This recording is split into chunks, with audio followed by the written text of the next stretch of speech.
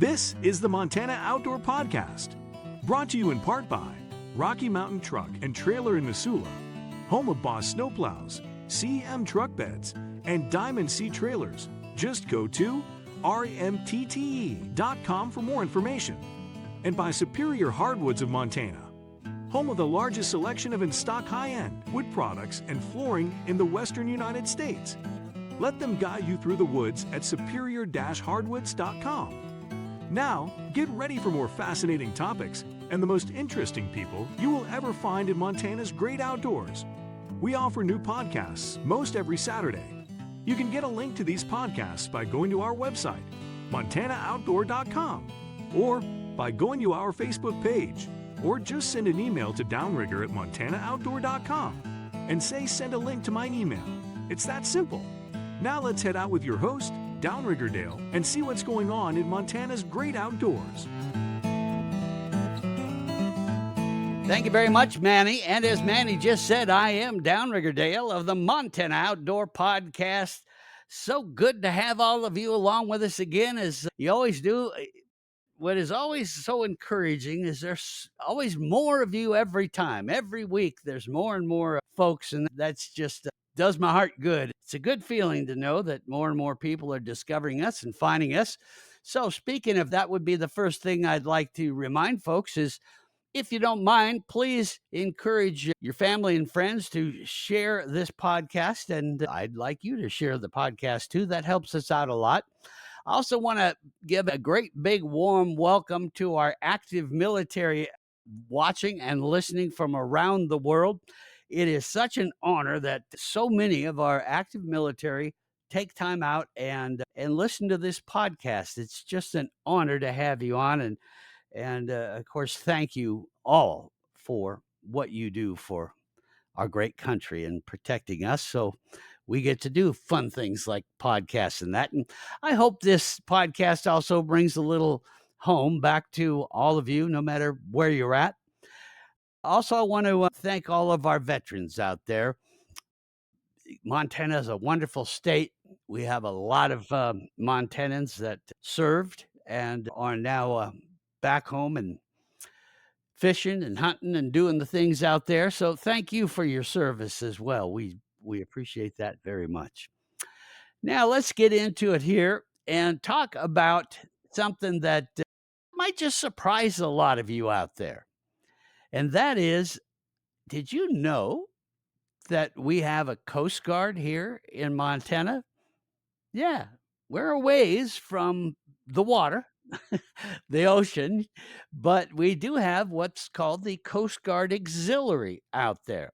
Some of you may not know that. Some of you may have seen boats or things out and about on some of Montana's waterways and said, Coast Guard Auxiliary, really? Yeah, really.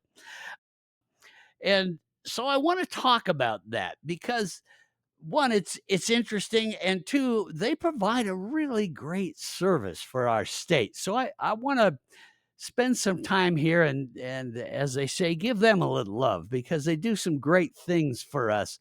So today we're going to talk about that organization. Dave Hansen is my guest this week and talk a bit about it. However, before we get into that, Dave, I wanted you to tell us a bit about yourself, just so people get to know you a little better. You see Dave there on your screen for those of you that are watching it.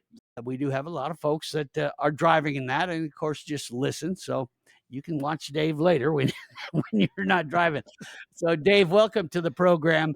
And why don't you share with us a little bit about yourself and, well, how you got into this?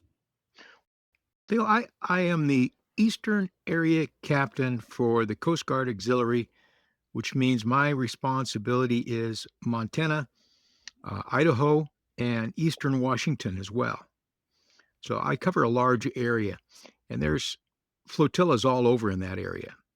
But kind of to tell you about what we are, and who I am, I'm a native Montanan. I grew up in Montana. And one of the big things I know, my father was always with safety for swimming. He was mayor in a couple of towns here in Whitehall, was one of them, and he pushed really hard to get a swimming pool there. And part of it was to teach the kids to swim.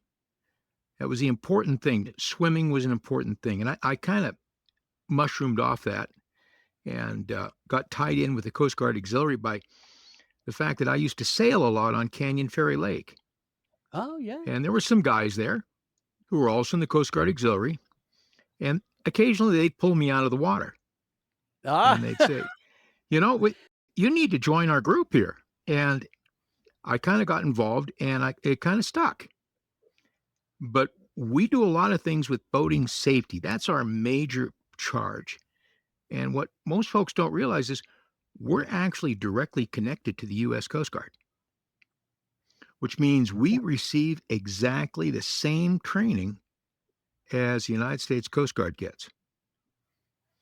In fact, at times I've actually provided training for them. They use us a lot to augment them in many ways in training and service. That's kind of how I got started, Dale. So I don't take up all the time. So you have a chance to talk too. I'll let you talk for a second here. well, Dave, thank you for your service, and we're glad that you do what you do. And that was another reason I wanted to do this topic on the Montana Outdoor Podcast. One of the other things I do is I do a live 2-hour morning radio show every Saturday morning on it's on 30 radio stations across Montana, but then also on Facebook Live and YouTube and on Sports One Network around the world. And it's called the Montana Outdoor Radio Show. And one day, part of the things I do on that program is I write trivia. We do trivia once an hour and have a little trivia contest just for fun. We give away a few prizes and things like that. And so one day I thought, it was coming up on a busy holiday weekend. I think what was it? Memorial Day or something. Anyway, and I thought, let's see what people really know about boating. And so I asked some pretty easy questions. And not very many people got it right. In fact, I later got some emails from people saying, "Wow, I missed that one and that." And how long have you been boating? Oh, I've been doing that for 25 years. And I thought, oh, wow. Boy, a lot of us don't really know about that. And when you think about it, okay, we don't run in through busy ports and that, but there's some important things we really need to know to be safe out there. As far as who has the right of way and just a lot of those things. So that is something that you guys do as well, too, right? You do classes and teach boating safety. We do, because that's one of our major charges with the Coast Guard is recreational boating safety. So we teach classes which are NASBLA approved, which is a big word meaning basically National Boating Laws Administrators course. And they get a course. When they complete the course, then they are also licensed to operate a boat in Washington State, for example, or Oregon State, or elsewhere across the country. It's reciprocal, and they can get that card.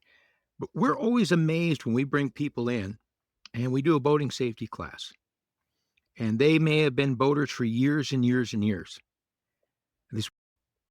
I didn't realize that was the case. Do you mean if I'm just towing a line, I'm not considered a fishing boat? I said, that's correct. Those rules are related to those that are actually towing large nets and have a lot of lines out. It's because they're restricted in their ability to move. Mhm. It's the same as when you see a great big boat. They're restricted in their ability to move, so they have the right of way, just like a sailboat is restricted in its ability to move. So that's one of the things we teach, a lot of those kind of courses, a lot of that stuff. And the other thing that always amazes me too is just like not long ago, we were out on the water and a woman held up a distress flag. Well, she got it in the kit with the boat. She was holding up the distress flag. So we pulled on over to see what the problem was. And she says, "Oh, my son's down in the water." And I said, "Well, that's not a skier down flag. That's a flag saying that you're in distress and you need help now." And that's some of the things we've noted. People just don't understand that. They've never had a class. They have no knowledge in it. And yeah, we do a lot of boating safety classes all the time. Mhm. Yeah, and th I think it's really important that folks take a little time to learn some of these and get into a class near you. It doesn't hurt, especially I used an example the other day. After I had done those trivia questions, I started getting emails from people, and people were sending me videos of, "Boy, watch this. Look what happened to me out on the water." And people not paying attention and jet skis coming right at you, things like that. And it reminded me of a thing that happened to me years ago. I was out on Flathead Lake, large lake in Montana, and there was a boat coming towards me quite a ways in the distance. And I thought, surely he sees me. And I had a fairly large boat back then. It was a large wellcraft, about 32 feet long, and he keeps coming towards me. And I thought, well, obviously he's going to see me. Just kept coming. And finally, I had to give it some throttle and move out of the way. And as he went by me, there was no one sitting behind the wheel. He was at the stern of the boat, untangling a ski rope, going at a pretty high rate of speed with no one steering the boat. And I mean, I was in shock. I couldn't believe that the boat's just going down the water. And I think sometimes we do that. And I don't know if it's out of just intentional, I don't care, but they think, well, there's a lot of water out here. People will move out of the way.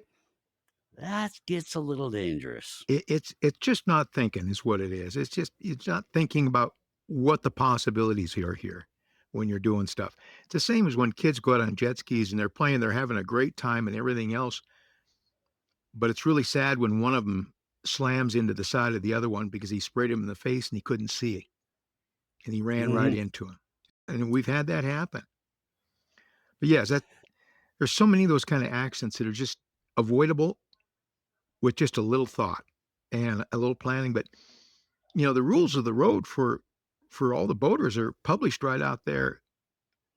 They can get them on Amazon. They're right there. There's a nice book that goes Mhm. through all the rules. Right, and on the, Montana Fish, Wildlife, and Parks website, there's, links and Yep. information there that you can get, so there's a lot out there. I wanna cover a little bit of just some of the things about the Coast Guard Auxiliary. Okay.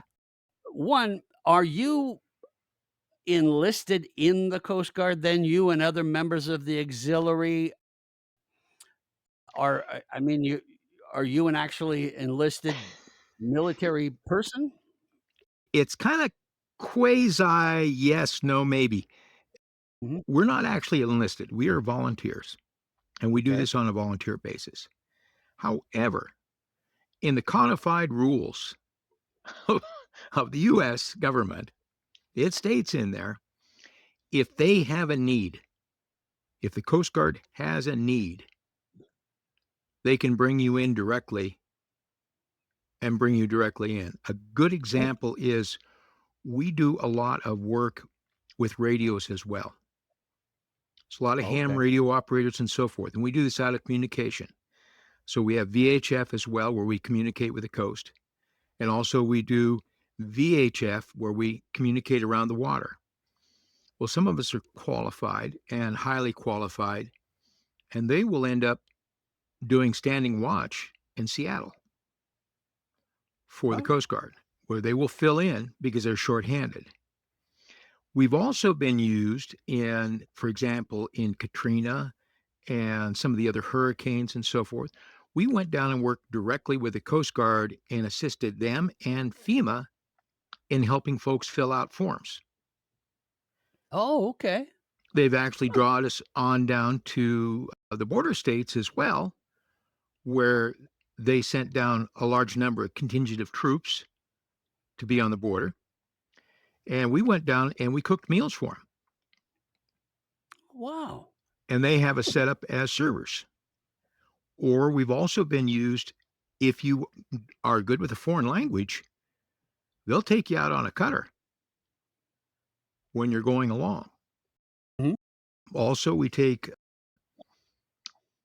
religious folks such as pastors and also rabbis and so forth to serve on the cutters as well and to help them in times of stress when they lose a loved one, for example, and so forth.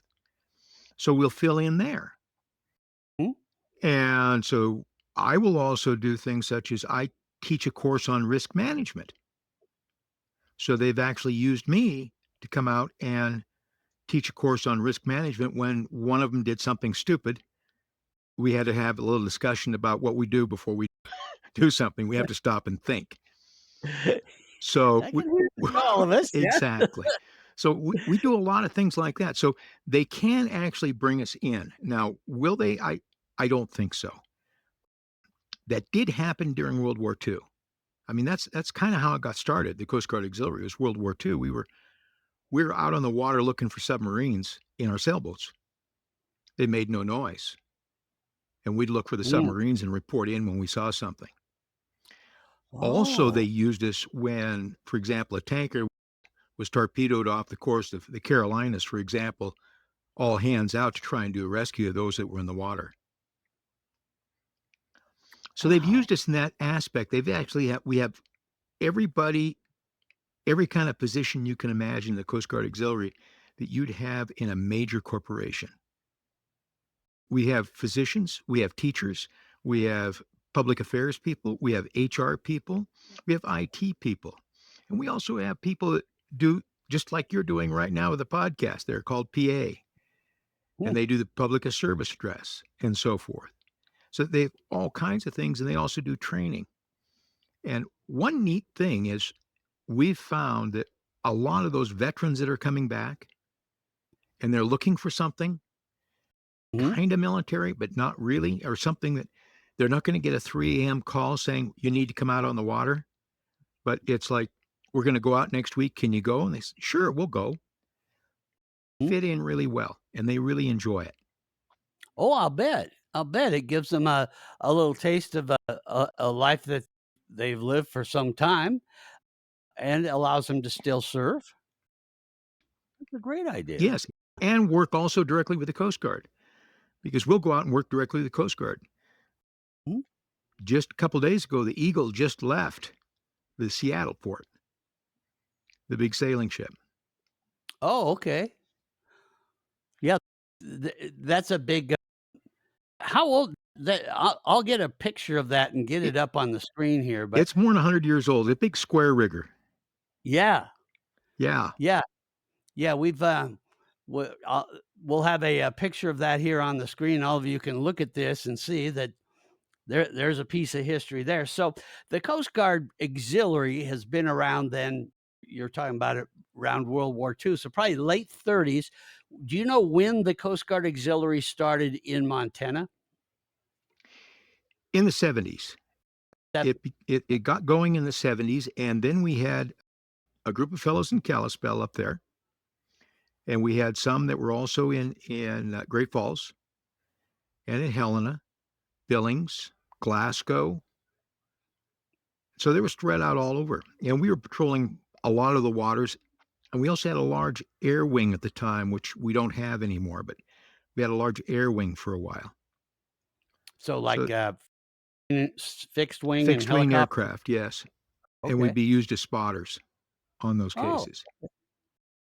And they're trying to introduce a new program now where we're going to operate drones oh. for the Coast Guard. Mhm. You know, those are becoming more and more popular. I was watching a news program the other day where a drone had saved a drowning swimmer in the ocean where the person was able to send their drone out and it actually dropped a uh, a float A life life ring, vest or yeah, life ring. There we go. yeah, Yeah. life ring. Hmm. But And that, well, that'd be an interesting idea. well, also Uh, a lot of part of that too is, see, the Coast Guard has a responsibility for the borders as well. So mhm. we have a large border up there, and we have Lake Kuskonooska that goes way up into Canada.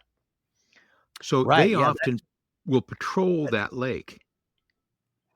So they're 90, what is that? About 95 miles long. And I think 40, a little over 40 miles is in the US. The rest is up in Canada. Yeah, yeah, yeah.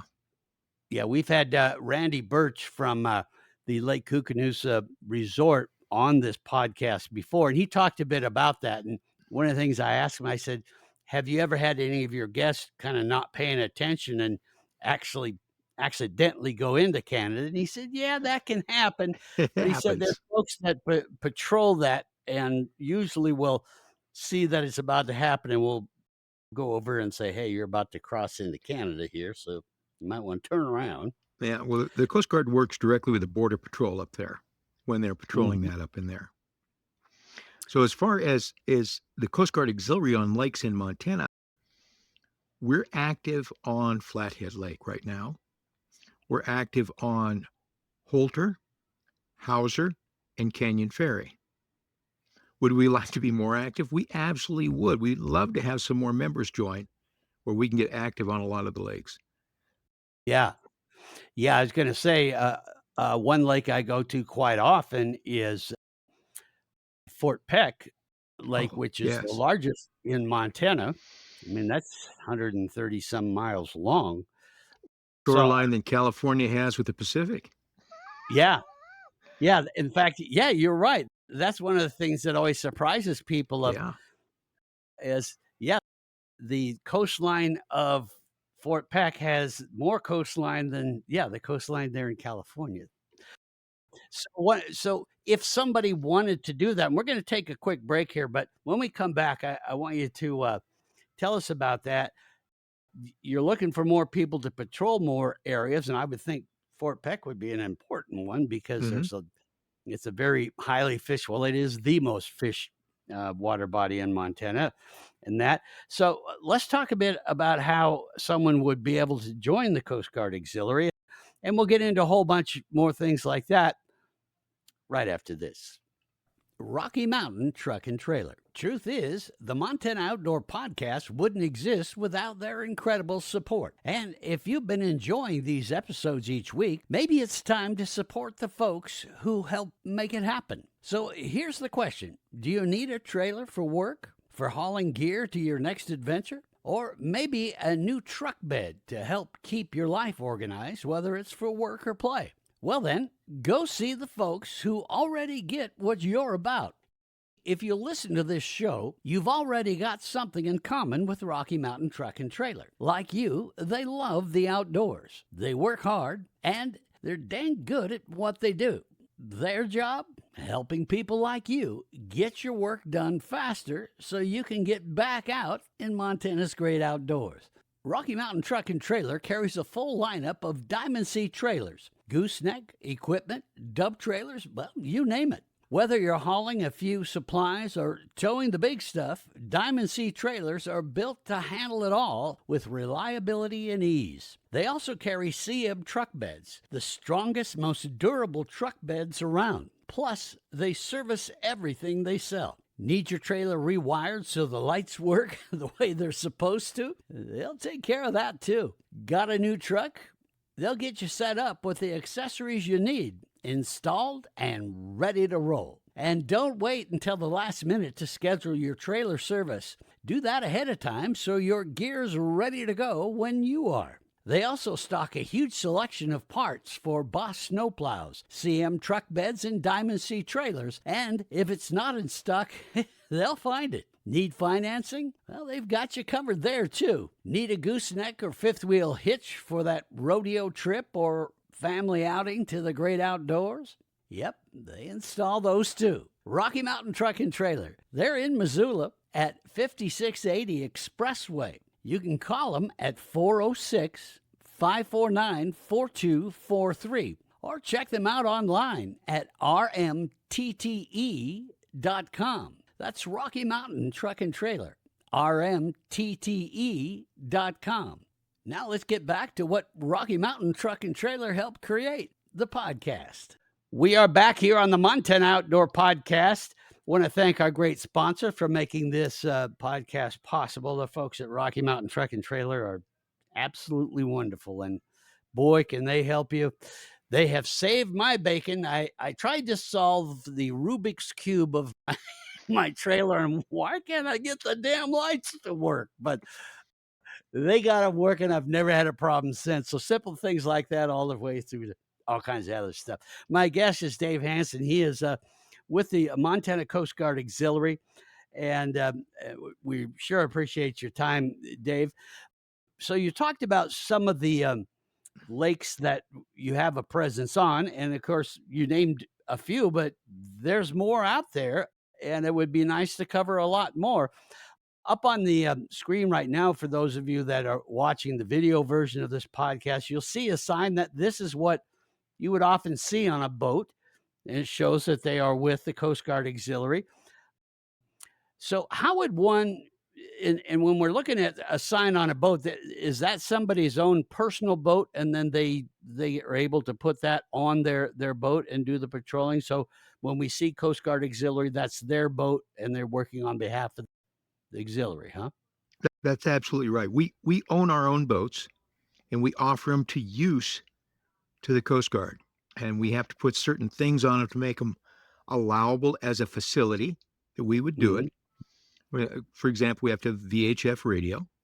We're supposed to have 2 anchors on board, some sort of dewatering device that we can hand to someone so they can pump water out, maybe some extra life jackets, things like that. And when we do that, the Coast Guard gives us a small stipend for that. So they will pay for our fuel and our oil, and that's about it, all that's really covered. So it is truly a personal vessel.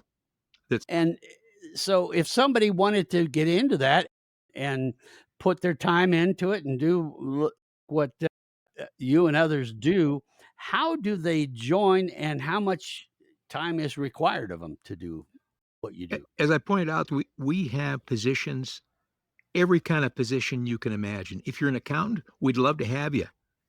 Oh, okay.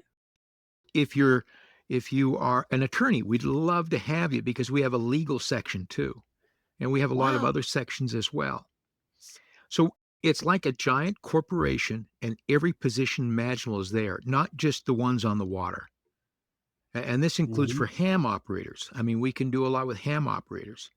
So if they're interested in joining, if they go to the U.S. Coast Guard Auxiliary website, there's a click there, and you say, you're interested in joining, and you fill that out, and someone will call you and talk to you about it. Okay. Put your number in there, and they'll give you a call, and they'll talk to you about it. They'll tell you what flotillas are nearby, when they meet, if you'd like to go and meet with them, and then they'll call the flotilla and say, hey, this guy's interested, or gal, go on over. And you can tell by me, you don't have to be a teenager. Yeah. We take any age, any size, any dimension. Don't worry about what kind of condition you're in or what you can and can't do. We'll figure it out. I mean, we have members who are in wheelchairs who operate radios. Wow. We have members who go around and go to different sporting goods stores, and some of the sporting goods stores, you've noticed, you've gone in, you see this literature sitting there. That's us. We went in the store. We give them literature. We go and provide the literature to them, and we talk to them. And we talk to them about it. In some ways, it's kind of, we have a lot of our listeners are volunteer hunters education instructors. Exactly. And stuff like that. Okay. Actually, we have quite a few members who are hunter safety trainers as well. Members, so there's a crossover. Okay. I mean, there's that old adage. But and so we have a lot of that. So if you like each, we'd love to have you, and we'll give you the information. And if you love to do newspaper articles and ads and so forth and write, we've got a position for you. Anything you love to do, we've got a position for you. Well, and that is something that what I've always loved about Montana. I was born and raised here, lived all over the world afterwards, but came back. Always kept coming back to Montana. It's just one of those things. It's one of the greatest places in the whole world. But one of the things that makes, in my opinion, makes Montana special is people really help each other in this Yeah. state. I hope it never changes. So this is a great way to do that, and I hope folks will take that to heart and do that.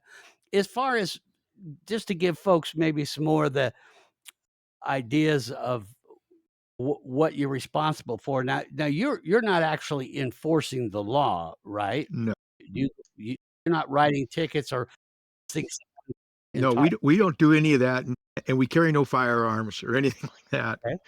But Mhm. we will pull up, and if we see a situation, for example, I pulled up to a boat the other day, and I noticed that the child was missing a life jacket.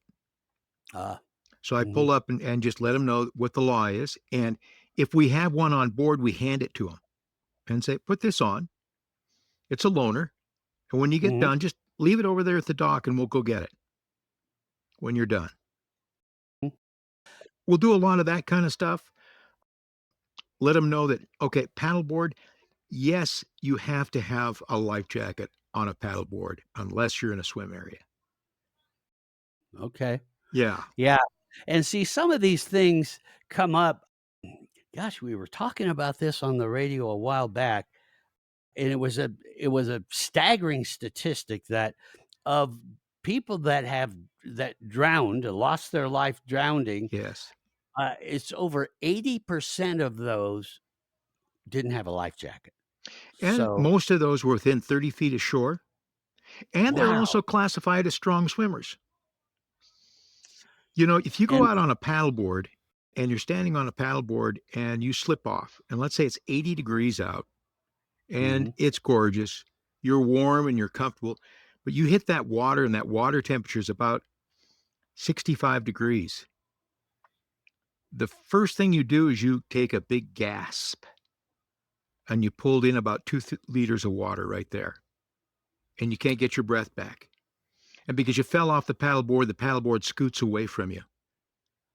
So mhm. ways to get to it, and you're trying to struggle to get to that paddleboard. That's why it's so important to have that life jacket just to give you steady. I mean, I've worked with folks and they said, I was so glad you insisted that I wear a life jacket. A lot of, people, especially folks that move to Montana, are shocked at how cold the water is. We have some very cold water lakes. Yeah. Flathead is one that, holy smokes, you jump off and Well, you get reminded right away, and that's a really good point that so often we go, "Oh, man, it's 90 degrees, I'm fishing, I'm so hot," and you jump into Flathead Lake or really most any lakes in Montana, and there's that shock factor yes. that you can be in a world of trouble in no time. And that first 3 or 4 feet may be in 70 degrees, but as soon as you go Mhm. below that, it drops about 10 degrees. And if there's more than a 20-degree difference, you're going to gasp when you hit that water. So if it's 100, even if it's 70 degrees, you'll gasp. And we always look at it, the differences, like, during ice fishing season, so many people are very careful ice Yes. fishing, and they have all the great safety gear, but then come summertime, we forget all about it, We're down to and our that's shorts. yeah, and that's when horrible things can happen, and I don't wanna spend the whole podcast talking about all the horrible things, but it can, and, just a little bit of education goes a long way. Now, you guys also work with a lot of other organizations. One in particular that I read about, and then I know quite a few game wardens, and they're like, "Oh, yeah, we work with the Yep. Coast Guard Auxiliary. You guys work with game wardens, FWP." Talk about how you kinda augment a lot of the organizations in We Montana. actually we work with every state agencies, the law enforcement, as well as the Forest Service, the BLM, the Bureau of Reclamation, all of them. A good example is that when there's a wildfire, they will call Mhm. us to set up a safe zone for their dippers. Oh, okay. We'll So try and when set up an area the to keep plane's out flying into people the out of the lake or way the river. so the Okay. planes can come in and dip out. We work with them directly on that. We work with them on other things. We're also trained in the ICS model. So a Now, lot what of is that? times, well, that's instant command systems. And that's a system that's done by all the emergency management group in all your counties, as well as the state emergency management. We take those classes so that we can blend right in with them and work with them. They may actually use this for comms, for communications. We Mhm. have mobile trailers that we can set up for comms. Most of our stuff is set up for VHF, but we can augment theirs in and take care of it and help them out. So we do a lot Uh, of things, all the agencies, but also we do Boy Scouts too. We oh, have a you do? memorandum of understanding with the Boy Scouts. So we And work the Boy Scouts. what do you do with the Boy Scouts? One thing, to get their motorboat merit badge, they have to take the boating safety class to begin with. Well, that's a good point. Yeah. Yeah. And secondly, we also work with them. We went up to Camp Melita a number of times and taught boating safety up there and risk management to the staff. We've also worked with them in other ways too, but we can actually sponsor what's called Sea Scouts, and they can be tied to the Coast Guard Auxiliary. Oh. And those are Oh. for young folks all the way up to the age of 18. They can be in the Sea Scouts, both boys and girls. And they all things nautical. And when you work with other organizations like that, whether it's Boy Scouts or maybe somebody's doing a big fishing tournament and you're helping to keep things safe there, do you guys charge for that, or is that just part of what you do? You know, we don't really charge. The Oh, only thing we charge for is our boating safety class, and that's just to mhm, cover the books. okay. A few years back, I taught a course to a group of Cub Scouts on boating on safety. And on that, Mhm. we talked about staying away from fast moving water and showed them how that they could use a throw bag to throw to someone in the water so they could stay away from the water or reach out something else to them to pull them in. And we talked about life jackets and things such as that. And I also have taught it in elementary schools as well, the class as well, and done things along that line. Have things like we'll take a big cooler and we'll fill it with ice, and I'll pour a whole bunch of pennies in the bottom, and I'll tell them that they can have as many pennies as they can pick up out of the bottom of that ice chest. Ah. And they'll start reaching in there trying to pick out the pennies. And then I'll say to them, so I want you to think what it would be like to try and put a life jacket on if you're in cold water. Your hands don't work. Right. Yeah. That's why you want to wear a life jacket. Mhm. Good point. Wow. So you guys are doing a lot of different stuff.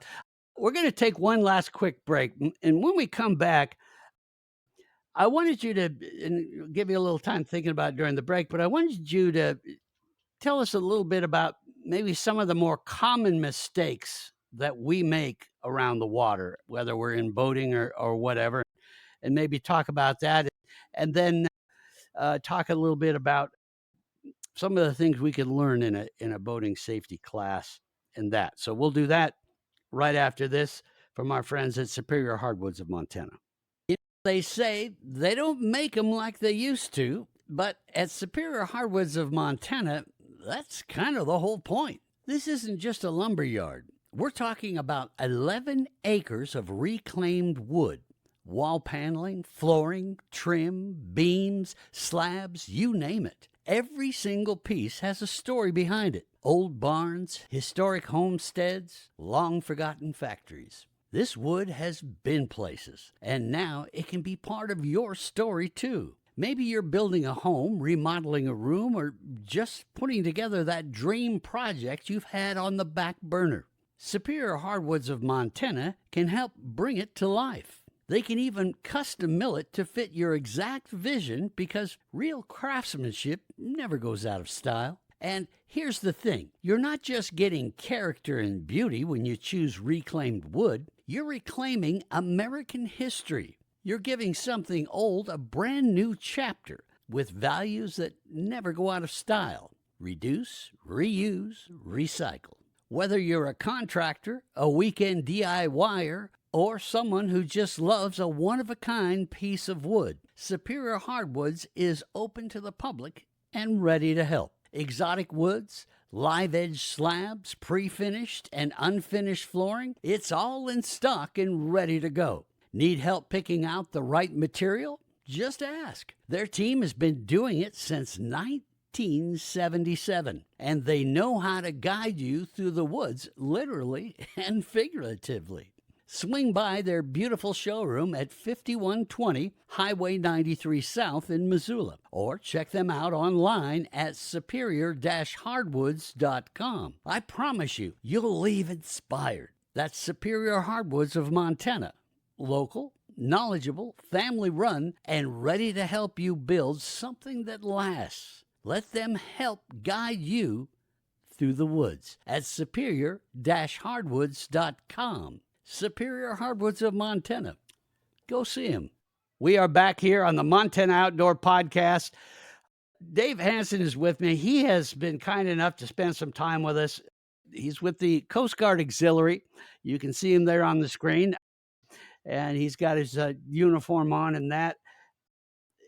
It's just, I'm learning so many cool things about the Coast Guard Auxiliary. And again, I think a lot of you out there are probably going to say, I didn't know they were around, but they are, and they do a lot more than I ever knew.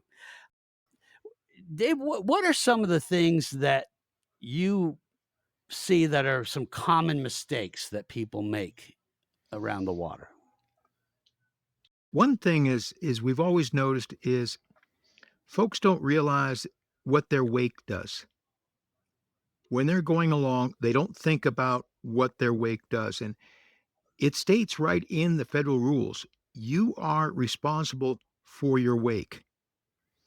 So if you're driving a boat and you're going by a dock and you go by quite fast and a boat's damaged on that dock, you are responsible. Yeah. Also, you think about the guys that are in paddlecraft. They don't think about it. And then to that end, a lot of paddlecrafters don't realize it is hard to see them. It is really hard to see them. And we do paddlecraft inspections as well as boat inspections. And we do this for free. We'll inspect your boat. And if you go to that website and you want to have your boat inspected, there's a thing there where you can say, I'd like to have my boat inspected. And we go in and we inspect it for all the safety equipment that is supposed to be on your boat according to federal regulations. And then we give you a list of suggested things it might be a good idea to have. Oh, good. Now, if we find something wrong, it's no harm, no foul. You're not going to get a ticket. We're not going to call up FWP. They're not going to visit you. But what we'll do is we will let you fix it, and then we'll come back and inspect it again. Awesome. Some insurance companies actually give you a discount if your boat has been inspected and you have passed a boating safety course. Ooh. And it's worth looking to see if those insurance companies do that. Wow. Save a little money too and be a heck of a lot safer. But to get back to paddlers, the one thing that we always try and help out the paddlers when we do paddlecraft inspections, we give them big reflective stickers to put on their paddles. So that when they raise their paddle up, you see a flash. They raise the other paddle up, another flash. And you can see them from a long ways off, paddling along with those flashing back and forth. And it helps a lot. So something reflective on the paddle is really recommended for paddlecraft. The other thing is when you go and buy a paddlecraft from a large box store, you need to look and see if there's flotation in it. If there is no flotation in it, we refer to those as submarines. Because when they fill with water, they go down. So it's always good to buy some sort of flotation to go into it. And it's nothing against the box stores, but most of the folks there aren't trained with boats, so they have no idea what they're selling and what they're doing. So keep that in mind. Mhm. Yeah, I've said this a lot on this podcast and also on our radio show. Yes, the big box stores, you can save some money in that, and again, I'm with you. I'm not saying anything Yep. against them, but what I've always found is when you go to a locally owned hardware store or a locally owned sporting goods store, they tend to know a lot more about that Yeah. stuff. They also tend to stock things that will get along with the water that store's near to, and that because they spend a lot of time out doing that. So sometimes that's not a bad idea to pay a little more, but have something that you know is going to work. And that even goes down to fishing tackle. Boy, do I have got so many great advice from the local sporting goods stores saying, here's what you're going to use if you're going to go to that river right down the road there. Yeah. But to take that away, we've actually put up signs in the large box stores where they've worked with us Mhm. and said, your boat can be safe. Just add these few things to it. And just with a list along with it saying, these are some suggested things to buy. If you're buying it, buy the life jacket, buy one that fits, buy a float of some kind that fits inside of it. And they have inflatable ones they can stuff in. It works great. So for those, say, little inexpensive paddle boats and things like that, little inexpensive canoe and that, you're talking about some things that you can actually put in the They'll help the watercraft flotation. itself that keeps it floating even if it gets a lot of water. Exactly. Oh, Exactly. great. It's just a matter of knowing it. And the stores, they could actually make more money if they knew it because they would say, hey, well, you're going to need this. You're buying it. But they don't understand that. Just selling it, the item, and that's it. Well, I really like this idea of getting your boat inspected, having you guys do that because you're gonna end up with a safer boat that we never plan on a horrible thing happening, No. but when it happens, if we don't have all the right stuff, it can be fatal. Yeah. So, great idea. I like that a lot, and if you can save a little money on insurance for doing it, what the heck? And Why we do not? not charge for it. And you just give us a call. We come to you. Mhm. We will come to you. We'll come to your house and inspect it right there. Mm. And we'd be Uh, thrilled to do it. yeah, and I would think this is also a great teaching moment that you say, "Okay, I'm gonna have the That's Coast Guard come exactly out right. and now get Junior and those that, always bugs you, 'When can I drive the boat, Dad?' To say, we're gonna watch this gentleman show us about our boat and how to be safe and what we need in it." That's a great way to teach your youngin' too. The other thing we teach a lot too is we teach a class called Suddenly in Command. And Oh, that's actually was from an incident that happened up on Flathead Lake where two ladies were out driving and they had a young girl with them. They hit a wake. The two of them fell out. The boat was running with an 11-year-old girl in it. oh. So what does she do? Well, that's it. That's something we always need to think about is when you take someone else in the water with you, you need to explain to them how to start the boat, how to shut the boat off, how to steer the boat, and give them a little familiarity with it because I know so many gentlemen, as me in particular, will go out and they will never let their wife touch the wheel. And I Uh, look at them and I said, when you have a heart attack and you are incapacitated, you're you gonna will want her wish you to had know how to taught your work. wife how to drive Yeah. that boat. Mhm. Yeah.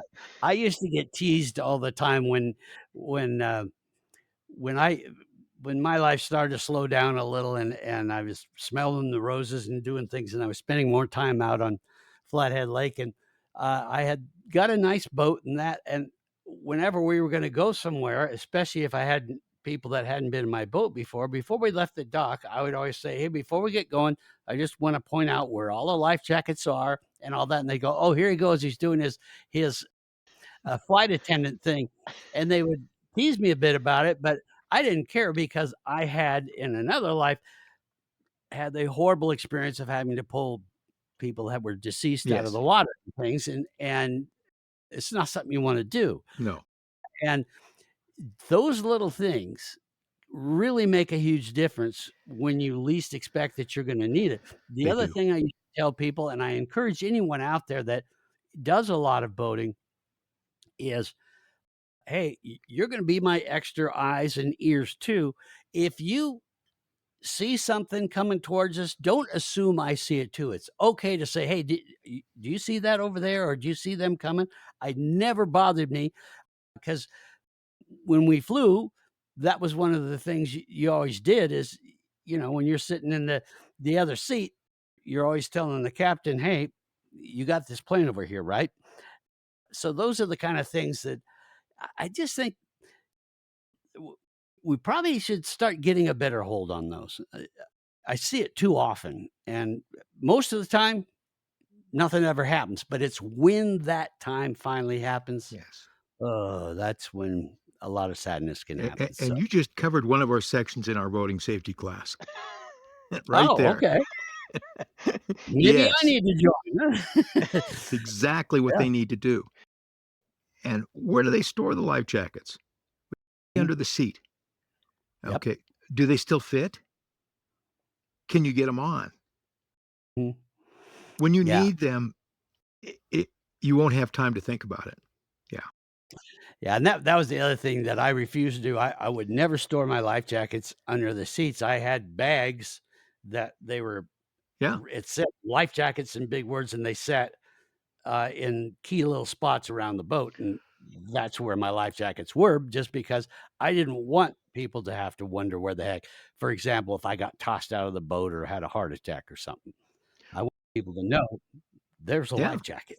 Mhm, Also, the nice thing is the new life jackets that are out today. I mean, you have the inflatables that are like mm, suspenders that are mhm. great. Yeah, But there's also one that's a fanny pack. really? Yes. Hmm, And it's about $100 and it fits around your waist and you pull it and it inflates. The only bad okay. thing is if you hit your head, you're not going to be able to pull it. But Mm, at least that would work really well for a lot of those folks that are on paddlecraft, for example, or I should say on paddle boards, mhm. because it would be something that they could fall in the water and they can get back on fine. There's no problem. But if they really need it, they can pull it and inflate it. And it's right And there. and it's a lot more comfortable for them when they're paddling along. Good idea. Exactly. Yeah. The same way when you're fishing too. Mm, They're built for swimmers, for someone that swims, and you have to be over 17 to wear one. But it really would work well in a lot of mhm. situations. I know I like to duck hunt. So I wear one when I duck hunt and I got my hip waders on.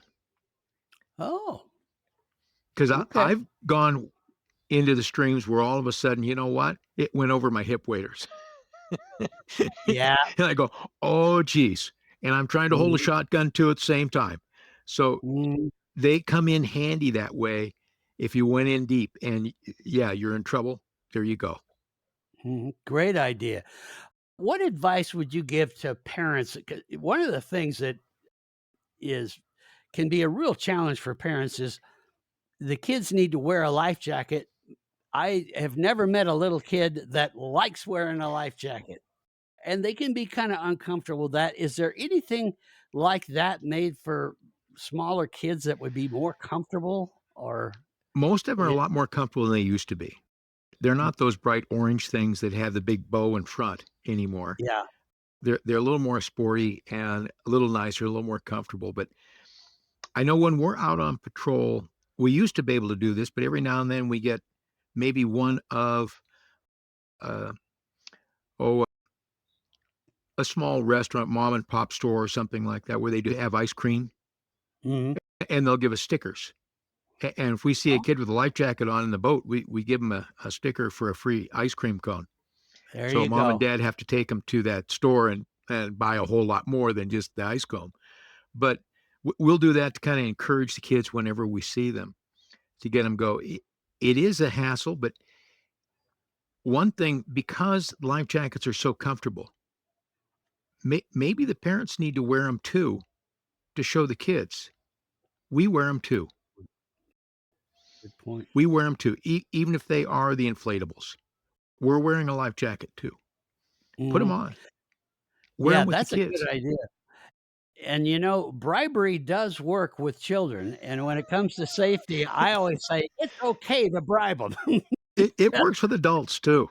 Yeah, it does. It does. This has been a great time getting to know the Coast Guard Auxiliary and all the things that you all do. Is there anything else you want to share with us before we wrap it up here, Dave? Well, there's a whole lot of things I'd like to share, but I think you have to wrap up. Well, we're going to have you back on too. If folks would like to learn more about Coast Guard Auxiliary and that, are there ways we can help you guys out? You're performing a great thing for all of us out there. Is there anything us as a general public can do to help the Coast Guard Auxiliary out? Part of those federal rules say that we can't ask for money ever. So we don't ask for money. We don't ask for donations. We don't expect it. But the biggest thing they could do to help us out is to take a boating safety class. Yeah, good idea. Take a boating safety class and help us that way. Get your kids into them. We've had kids as young as 14 years old taking our classes and younger, doing a boating safety class where mom and pop and the whole family goes. One elderly woman told her entire family that she owned the boat, and if they wanted to drive the boat, they had to have a boating safety class. That's a great idea. And, some of the groups out there, I don't know whether you're Rotary or Walleyes Unlimited or Trout Unlimited or any of that. If you'd like the Coast Guard to come do a class to your members, I imagine you guys could do that. We'd love to. Or if they wanted to sponsor a class in their community, we'd come down. Okay. If they get the spot for us and help set us up and help get the crowd, we'll go and do it. We'd love to do it. That would be a great way to help you guys out, and you're doing something really great, which is teaching people how to be safer on the water, and that makes all the rest of us safer too. Yeah. Great. I hope you'll come back on again and talk more about this valuable organization. And thanks, and pass it on to all the other members around in Montana. Thanks for what you guys do. It's important. Thank you. That's Dave Hansen. He is with us here on the Montana Outdoor Podcast, the Coast Guard Auxiliary. Now, when you first came to this podcast, folks, you saw in the podcast description, whether you were on YouTube or Spotify or Amazon or the other 30 some other sites that carry our podcast, on that podcast description, you're going to see a thing that says links. And on there, I'm going to have a link to the Coast Guard Auxiliary website. So you can just click on it, go there, learn about it, learn how you can get into courses, do some of the things, learn about some of the things that we just talked about here. And that. Now, if folks have questions or that for you, Dave, is it okay that I put your email or something away for them to? Okay. Please do. I'd be honored. Okay. Dave will then have his email in there. I'll put that in there that way, and I make it easy on other. YouTube doesn't do it. I don't know why they don't do the link thing, but most all the other ones, I'll have a link, so when you click it, it'll just open up your email and fills it all in for you, and you can just send them an email. And that way, if you have questions about some of the things, or maybe you've seen some things, you go, hey, was that right? Or did I do the right thing? Dave might be able to steer you in the right direction. So I hope you'll do that. And I hope you come back, Dave. Thank you very much for being on the program. Thank you. It's been a pleasure. Well, there you have it, folks. Coast Guard Auxiliary. See, you learned something again from the Montana Outdoor Podcast. Yep, they do exist, and we hope maybe you'll want to join it and help them cover more waterways in Montana and a whole lot more. as Dave was saying, they have a lot of other positions they'd like your help with too. So that's out there. Hey, until we talk again, and boy, we are going to talk again next week and have a lot more to do with, I got an interesting guest coming up that just finished a film that is getting all the rage and might even win some awards. It's called The Real Yellowstone, and it talks about the life of ranchers, farmers and ranchers in Montana and around the United States. The producer, director of this film will be here, and we're going to learn some amazing things about our farmers and ranchers that you probably never knew that are so important, and about how they interface with wildlife and the outdoors. It's going to be a really interesting one too, so I hope you'll stick around. But until then, thanks for joining us here, and we'll see you next time here on the Montana Outdoor Podcast. Thanks for listening to the Montana Outdoor Podcast. It has been brought to you in part by Superior Hardwoods of Montana, home of the largest selection of in-stock high-end wood products and flooring in the western United States.